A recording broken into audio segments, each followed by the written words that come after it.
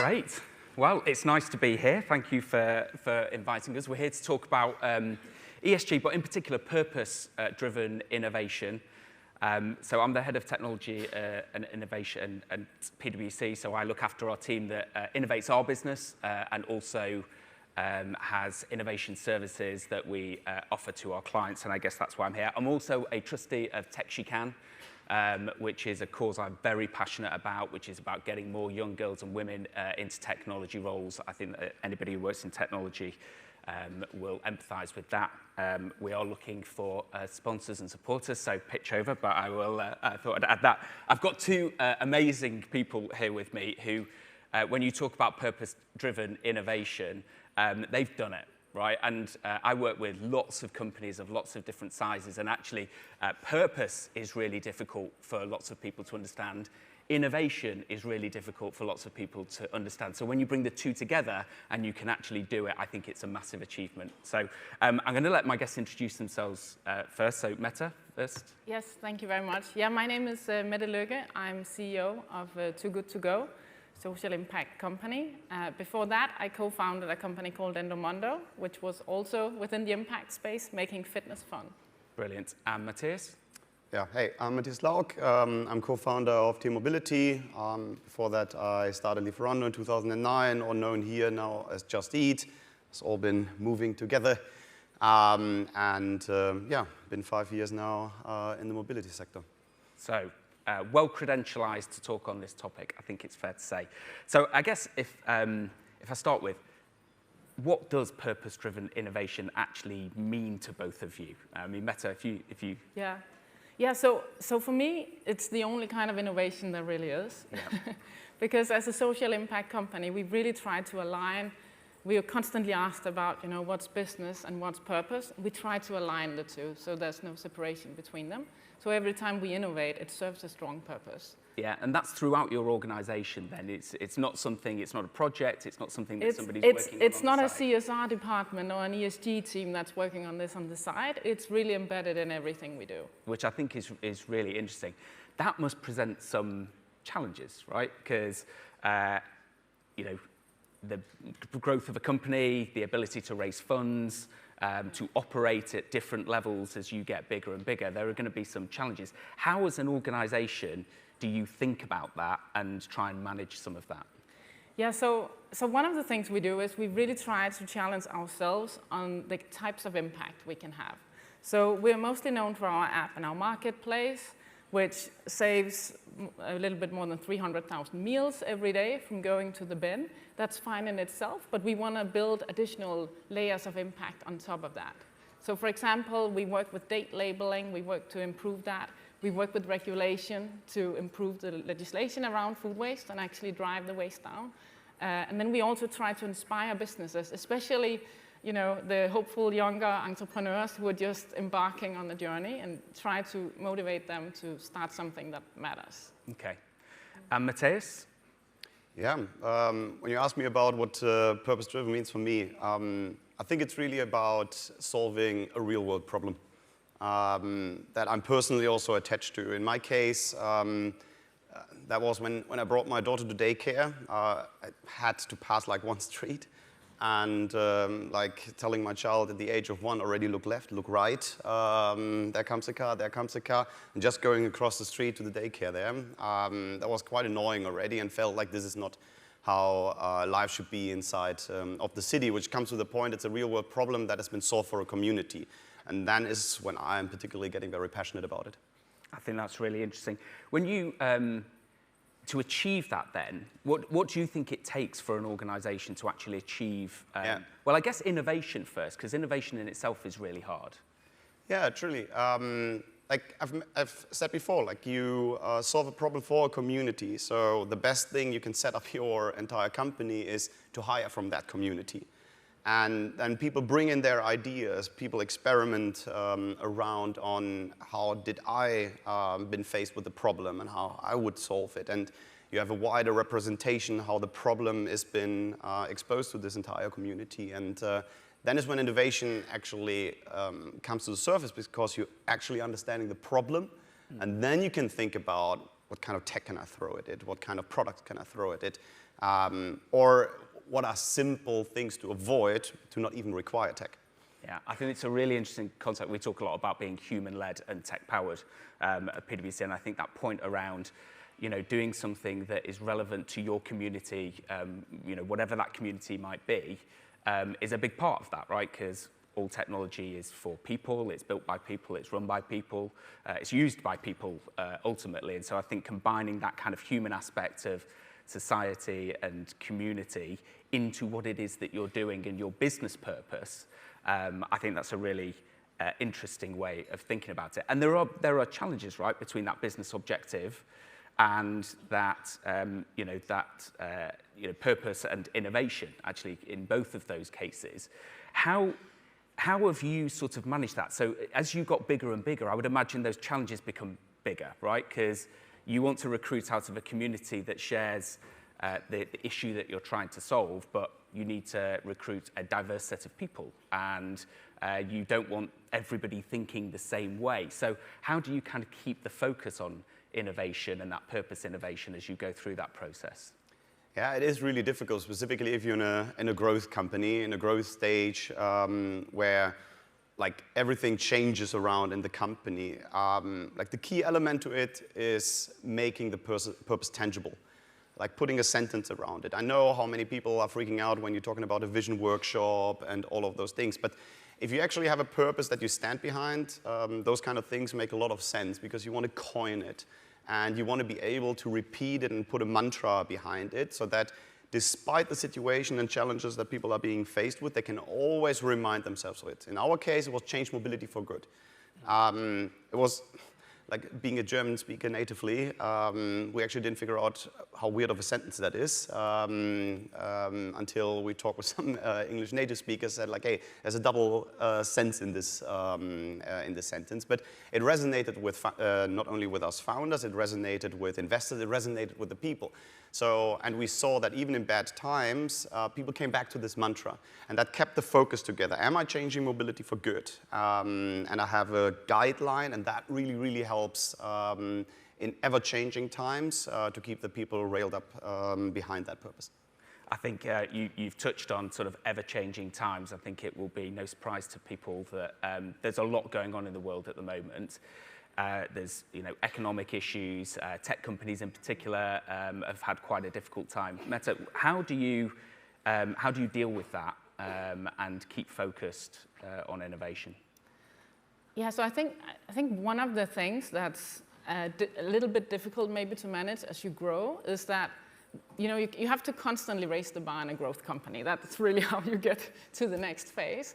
And what that also means is we sometimes have to shut down things that had a nice impact and they were good stories and there's nothing wrong with it, a noble purpose, but they just don't scale. And so if, educating the team that if you want the impact, you also gotta want the scale. And sometimes I think in a social impact company, those hard decisions become even harder because it is something good that you're actually shutting down now. So that's one thing, but I completely agree also on having this North Star. We have a very clear mission. It's about fighting food waste together. And then we've also designed a KPI that really aligns with that. So for us, the KPI we all look at every day is meals saved. And the beauty of that is that it has the impact, but it's also linearly proportional with our revenue. So we kind of get the best of both worlds, and we can all align behind that. And some people will be more on the impact side, some will be more on the financial side, and that's okay. And to your point before, I think when I first joined, we had recruited most of our team out of soup kitchens. And it's just and they were very idealistic and really on to the impact. The thing is just, you need to upskill as you go. And now we're 1,150 people. It's a different organization than back when we were 10. So, we can't recruit out of those anymore. So just finding people who care enough about it and who also have the skills is a real thing. I'm interested that the piece around skills, I think, is also important. I think lots of companies have thought about skills in the sense of knowledge, understanding, but actually having empathy and creativity and all the things that actually help drive innovation can be really difficult. We see that a lot with big companies. They often have, they call them transformation projects, right, which is really about how they're changing their organization. if you think about some of the challenges that their faces, where they do multiple things, they may have defined their purpose, but what sort of advice would you give to a big company? You know, because you've moved and become bigger in both of your organizations. So what would you kind of say to them when they're sat there thinking, I'm part of this big thing, this big organization, but I know I've got to change? Yeah. You want to Yeah, I can start. I think I would really challenge them on trying to create a framework around the kind of impact they can have. And some of that will be very closely aligned with their business, hopefully. But then you can also challenge yourself on, you know, where else do we have some assets or some capabilities that make us uniquely positioned to actually do something more. You can then work that into your brand strategy after, but really challenge yourself on that. Okay. Yeah, I lost a little bit faith on that topic. The thing is that a lot of big companies, specifically if they're longer in the business, have grown to come into this equilibrium, in this state of this is how we flow, this is how we run. And that usually means control, this means balance, this means we need to check the books, we have a legal framework around everything. We're double checking everything, QA process, and I can go for long on how many gatekeepers you can put inside of a process. Avoid failure specifically. And there's a set of people that like this environment. And I think it's also absolutely fine to run a company like this, no offense, but it kills innovation. And a lot of revelations and like boards and CEOs and other leaders, they recognize pretty quickly, I might have even the wrong people in the company by now. Because those that hate those kind of processes leave to other companies that, due to the absence of those processes, not necessarily intentionally, have the environment that they are longing for, while those companies have set up, it's cozy here, it's fine, there's never stress. And again, this is a good thing as well. Like, I think we need a lot of companies like this as well. But innovation is hard. Yes, we can put frameworks around it, but I can also not process myself to innovation. It's sometimes more serendipitous. It happens through a lot of wasteful experiments, and big companies hate waste. And even agile movements teach us to avoid waste, but innovation sometimes, I tried 20 different things, all of them failed, killed resources. But the 21st attempt, this one succeeded, and out of the sudden, I have something different, and it has been accepted by people and adopted, and out of the sudden goes through the roof. Yeah, I think it's a dilemma that a lot of big companies really struggle with. And I think those, you know, where we sit, there's loads of different frameworks that you can apply when you do these things and try and set them up. I think the ones that work are the ones that really understand the existing culture of the organization, and they treat this as an ongoing cultural change program rather than a project. I think as soon as you see it as a project, actually people are looking for success and failure in a very different way to saying something about, no, this is who we want to be as an organization going forward. And there's an imperative there. You know, we do a CEO survey, and 22% of CEOs in the UK think that their business model won't work in 10 years' time. So they see that imperative, but I think it can be quite hard to you know, put some structure and frameworks around it that actually lead you to a very different outcome. Yet I would like to see a lot more honesty in those transitional processes. Again, to the point, not everybody wants to change. Not everybody likes this different culture. And it's assumed that I can do this entire cultural change to, again, drive innovation, to have an impact mindset with the people that joined maybe my company, because they actually don't want all of this. Yeah, and again, we see that. So. And I think you really have to, as a leader, you have to keep talking about that cultural journey. And like, this is where we came from. We came from speed. Now we're moving towards excellence. It doesn't mean we don't want to move fast, right? But the way to get to speed now is actually through excellence. But it's definitely not for everyone. Yeah. But I think it's actually powerful if you can manage to keep some of those people on board too, because you also have functions where it's pretty good to just have someone who's happy to come in and do their thing and leave. Yeah. And then you have the other entrepreneurs who will really help keep the innovation going. Yeah, I mean, as a partnership, obviously, our business is run by the partners, and so we value that entrepreneurial spirit, but you know, you do have to you have to contain these things at certain times because you can spend a lot of money. One last topic, obviously Gen AI, big deal for everybody. My AI team get really annoyed. They're kind of like, why has the world just woken up to this? But the reality is it's happened much faster, and it will drive a lot of change and innovation potentially in companies. How do you think about that kind of Gen AI or emerging tech that lands really fast and really impactfully into an organization? How do you handle that? Matteo? I think there's a lot of opportunity in it. I personally think there's a lot of content created inside of companies that is not leveraged. Being CTO in most of my career, documentation is a pretty good example of that. It has been usually written by many, read by few, and it ends up, I'm still calling up the person that knows best about it, so you are my documentation, not that piece of paper. I think this can accelerate really the way that we are managing content and will make companies way more efficient in the use of what has been produced in the form of content. My hopes for it are truly that we see significantly more smaller companies that are just great and successful, and that you don't have to have a big company anymore with thousands of people to be vastly influential inside of any area of business. This is really my hope. I think there's going to be a lot of great 10, 15 people companies that can actually continue to grow on that level due to leveraging those kind of technologies.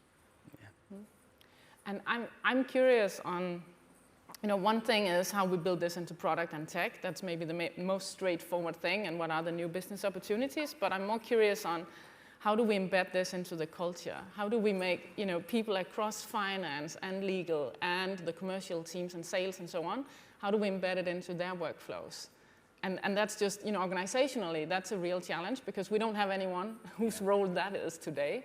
So that's one thing we're talking about now. How do we even organize to get this going? Yeah. And who has that expertise? And I think that's the reason why it's so widely adopted. Due to the natural language, asking someone to naturally talk with something, even if it's not a machine, is way easier to explain.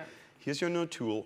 With this UI, you need to click this. Oh, when this one blinks red, then you need to act on this. It's just natural, and therefore people might be more receptive to it. But they're obviously also doubtful, like what is happening behind There's still the uncertainty, and then there's still the habit change, and that's always tough. Agreed.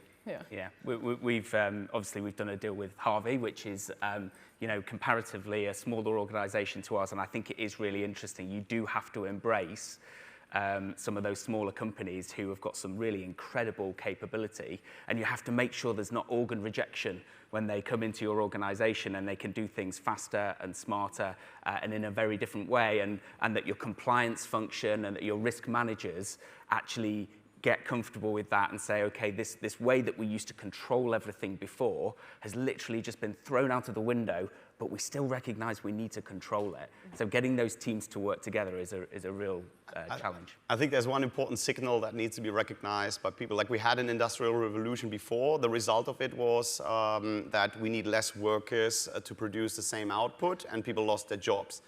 Now we're at the brink of a same breakthrough where a piece of technology and innovation is potentially making certain jobs far more efficient. What do we do with it? Do we again cut workers, or do we say, we're actually approaching an age with certain kinds of skills, we just need them to complete the 20% to do this human innovation, which a machine, in my opinion, will never be able to do. The novelty, the new thing, the serendipitous things, a machine is still, in my opinion, far away from.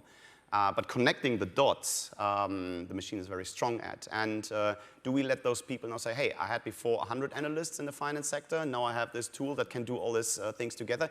Maybe I'm letting them work not 120 hours a week anymore, but actually I'm getting in the finance sector back to 40 hours a week. Maybe that's a good thing. Well, and as a company that talks about human-led, tech-powered, I think that's exactly right.